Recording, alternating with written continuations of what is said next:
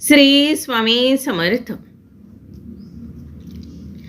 उद्या रथसप्तमी. महिलांनो, सकाळी उठताच करा हे एक काम. लक्ष्मीच्या कृपेने सुख, समृद्धी, ऐश्वर्य, पैसा मिळेल.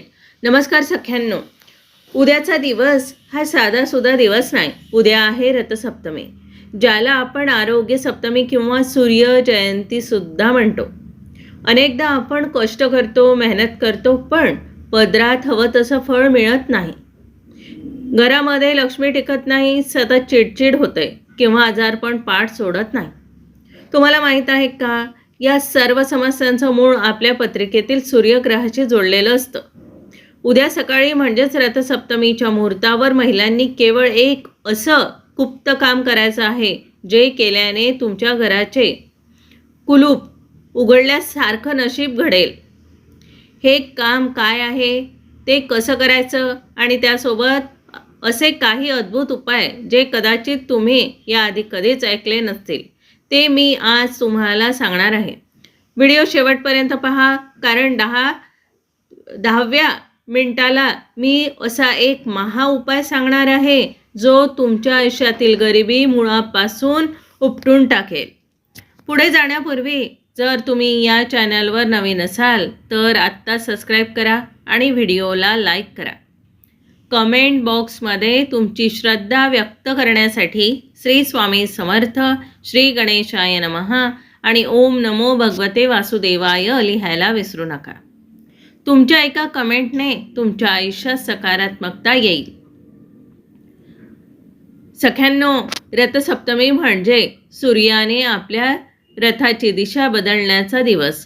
पण तुम्हाला माहीत आहे का की याच दिवशी माता लक्ष्मीसुद्धा पृथ्वीवर विशेष कृपा वर्षाव करत असते. अनेक स्त्रिया सकाळी उठून सडा रांगोळी करतात, पण एक अशी चूक करतात ज्यामुळे सूर्याची शक्ती त्यांना मिळत नाही. आपण म्हणतो ना, दिवस सोन्याचा गेला पाहिजे, पण तो सोनेरी करण्यासाठी सूर्यासारखं तेज आपल्या घराच्या उंबरठ्यात यायला हवं. उद्या सकाळी उठल्याबरोबर अंथरुणातून पाय खाली ठेवण्यापूर्वी तुम्हाला काय बोलायचं आहे आणि उठल्या उठल्या किचनमध्ये जाण्यापूर्वी कोणतं एक काम करायचं आहे, हे आता आपण पाहूया. उद्या सकाळी सूर्योदयापूर्वी उठा. अंथरुणातून उठल्याबरोबर आपले दोन्ही तळहात पहा आणि म्हणा, कराग्रे वसते लक्ष्मी, करमध्ये सरस्वती. आता लक्ष देऊन ऐका, ते एक मुख्य काम. सकाळी स्नान केल्यावर तुमच्या घराच्या मुख्य प्रवेशद्वारावर म्हणजेच उंबरठ्यावर तांब्यात थोडे पाणी घेऊन त्यात चिमूटभर हळद आणि लाल फूल टाका. हे पाणी उंबरठ्याच्या दोन्ही बाजूंना शिंपडा. याला देहली पूजन म्हणतात. पण रथसप्तमीला हे करताना मनात ओम गृहिणी सूर्याय नमः या मंत्राचा जप करा. हे केल्याने तुमच्या घरातील नकारात्मक ऊर्जा बाहेर जाते आणि लक्ष्मीसाठी मार्ग मोकळा होतो. पण खरं चमत्कार तर या उपायात आहे, जो मी तुम्हाला आता सांगणार आहे. सख्यांनो, आता मी तुम्हाला असे 3 विशिष्ट उपाय सांगणार आहे, जे अत्यंत प्रभावी आहेत. उपाय पहिला, 7 रंगाच्या रांगोळीचा चमत्कार. उद्या तुमच्या अंगणात सूर्याच्या रथांची रांगोळी काढा, पण त्या रथाला ओढणारे 7 घोडे 7 वेगवेगळ्या रंगांनी रंगवा. हे 7 रंग म्हणजे आपल्या शरीरातील 7 चक्रांचे प्रतीक आहे.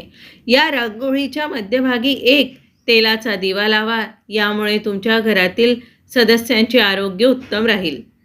उपाय दुसरा, दुधाचे अर्घ. रथसप्तमीला अंगणात मातीच्या सुगड्यात किंवा पितळेच्या पात्रात दूध तापायला ठेवा. हे दूध उतू जाऊ द्या, पण ते पूर्वेकडे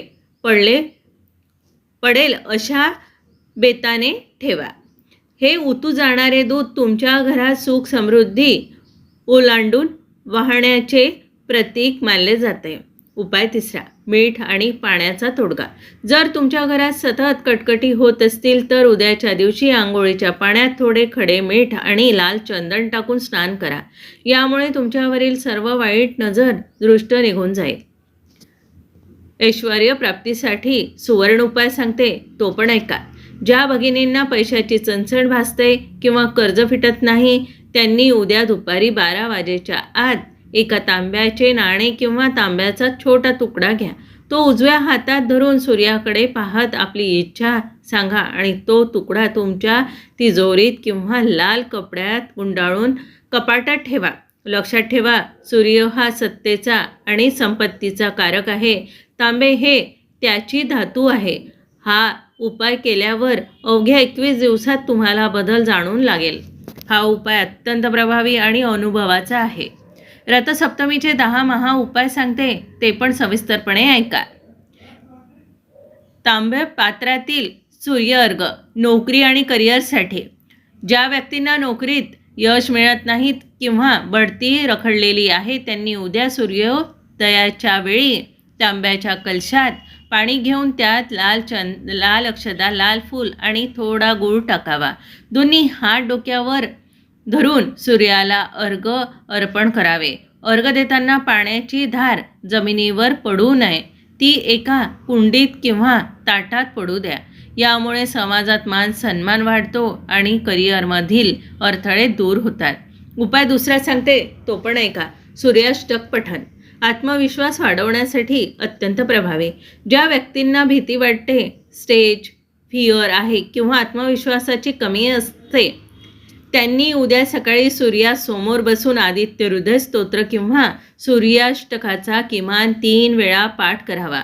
सूर्याची किरणे थेट अंगावर पडली अशा ठिकाणी बसणे अधिक प्रभावी ठरेल. यामुळे मनातील भीती निघून जाते आणि निर्णय क्षमता वाढते. तिसरा उपाय सांगते, तो ऐका. मीठ विरहित भोजन. रथसप्तमीला आरोग्य सप्तमी म्हणतात. ज्यांना जुनाट आजार आहे किंवा ज्यांना निरोगी राहायचे आहे, त्यांनी उद्याच्या दिवशी मिठाचा त्याग करावा. मिठाशिवाय अन्न ग्रहण केल्याने शरीरातील सूर्याचे तत्व सक्रिय होते आणि चर्मरोग, त्वचेचे विकार तसेच हाडांच्या दुखण्यापासून आराम मिळतो. चौथा उपाय सांगते, ऐका. उंबरठ्यावर लाल चंदन आणि हळद. घरामध्ये सतत भांडणे होत असतील तर घरातील मुख्य व्यक्तीने उद्या सकाळी घराच्या उंबरठ्याच्या दोन्ही बाजूंना लाल चंदनाचा लेप लावावा आणि त्यावर हळदीचे स्वस्तिक काढावे. सूर्य हा ऊर्जेचा स्रोत आहे. या उपायामुळे घरातील नकारात्मक वस्तू दोष नष्ट होतात आणि घरात सुख शांती नांदते. पाचवा उपाय सांगते, ऐका. गव्हाचे दान. पितृदोषापासून मुक्तीसाठी. ज्यांच्या पत्रिकेत पितृदोष आहे किंवा ज्यांची कामे शेवटच्या क्षणी बिघडतात, त्यांनी उद्या 1.25 किलो गहू एका लाल कपड्यात बांधून एखाद्या गरजू व्यक्तीला किंवा ब्राह्मणाला दान करावे. गहू हा सूर्याचं धान्य आहे. हे दान केल्याने पितरांचा आशीर्वाद मिळतो आणि रखडलेली कामं मार्गी लागतात. डोळ्यांच्या आरोग्यासाठी. आजकाल स्क्रीन टाईम वाढल्यामुळे अनेकांचे डोळे कमकुवत झाले आहेत. रथसप्तमीला सकाळी सूर्याकडे अतिशय कोवळ्या उन्हात एकटक न पाहता पापण्यांची उघडझाप करत मंत्राचा जप करा. यामुळे दृष्टी सतेज होते आणि डोळ्यांचे विकार दूर होण्यास मदत होते. 7. विद्यार्थ्यांसाठी मेधाशक्ती उपाय. ज्या मुलांच्या अभ्यासात लक्ष लागत नाही, त्यांनी उद्या पांढऱ्या कागदावर लाल चंदनाने ओम लिहून तो आपल्या अभ्यासाच्या टेबलवर ठेवावा. तसेच सूर्यनारायणाचे ध्यान करून 7 वेळा ओम गृणी सूर्याय नमः या मंत्राचा पुन्हा एकदा सांगते. ओम गृणी सूर्याय नमः या मंत्राचा उच्चार करावा. यामुळे एकाग्रता आणि स्मरणशक्ती प्रचंड वाढते. 8. तुळशीजवळ शुद्ध तुपाचा दिवा. सौभाग्यांसाठी. महिलांनी उद्या संध्याकाळी सूर्यास्ताच्या वेळी तुळशीपाशी गाईच्या शुद्ध तुपाचा दिवा लावावा. त्या दिव्यात 1 लवंग टाकावी. यामुळे घरातील संकटे टळतात आणि घरातील स्त्रीचे सौभाग्य अखंड राहते. हा उपाय घरात लक्ष्मीला स्थिर करण्यासाठी अत्यंत प्रभावी मानला जातो. 9. सुवर्ण पाणी आणि पिण्याची विधी. एका काचेच्या बाटलीत पाणी भरून ती बाटली उद्या सकाळी 8 ते दुपारी 12 पर्यंत थेट सूर्यप्रकाशात ठेवावी. या पाण्याला सूर्यतापित जल म्हणतात. हे पाणी घरातील सर्वांनी थोडे थोडे प्राशन करावे. यामुळे शरीरातील रोगप्रतिकारशक्ती वाढते आणि शरीरातील विषारी घटक बाहेर पडतात. मंत्रसिद्ध अक्षतांचा उपाय अडकलेल्या पैशांसाठी सांगते, ऐका. जर तुमचे पैसे कोणाकडे अडकले असतील तर उद्या तांब्याच्या ताटात थोडे तांदूळ घेऊन त्यावर कुंकू टाकावे आणि ओम नमो भगवते सूर्याय हा मंत्र 108 वेळा म्हणावा. त्यानंतर हे तांदूळ एका लाल पुडीत बांधून आपल्या तिजोरीत ठेवावेत. यामुळे धनप्राप्तीचे नवे मार्ग खुले होतात आणि अडकलेले पैसे परत मिळण्याची शक्यता वाढते. सख्यांनो, हे 10 उपाय म्हणजे केवळ विधी नाही, तर हे विज्ञानावर आधारित आहे. सूर्याची ऊर्जा जेव्हा विशिष्ट पदार्थाशी जसे तांबे, गहू, लाल चंदन मिळते तेव्हा तिचे फळ अनेक पटीने वाढते. यापैकी तुमच्या गरजेनुसार किमान 2 ते 3 उपाय नक्की करून पहा. आणि हो, हे उपाय करताना मनात कोणाबद्दलही आकस ठेवू नका. शुद्ध भावनेने केलेले उपाय फळाला येतात. तुम्ही हे उपाय करणार का? कमेंटमध्ये हो मी करणार असे नक्की लिहा आणि आपल्या लाडक्या चॅनलला शेअर, लाईक आणि सबस्क्राईब करायला विसरू नका. सख्यांनो, श्रद्धा तिथेच देव असतो. उद्याचा दिवस वाया घालवू नका. हे छोटे छोटे बदल तुमच्या आयुष्यात मोठे चमत्कार घडवून आणतील. सूर्यदेवाकडे प्रार्थना करा की जसा त्यांचा प्रकाश संपूर्ण जगाला उजळत टाकतो तसाच तुमच्या कुटुंबाचाही उत्कर्ष होऊ दे.